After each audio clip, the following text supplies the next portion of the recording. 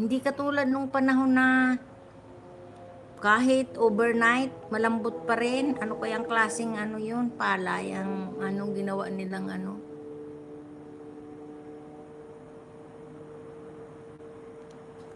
Dati yung nung nagtatanim pa ako, high school ako noon.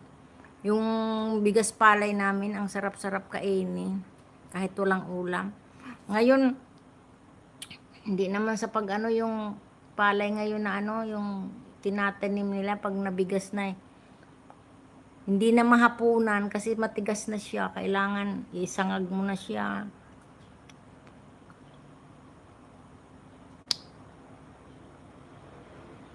Kaya nga, iba na yung ano niya.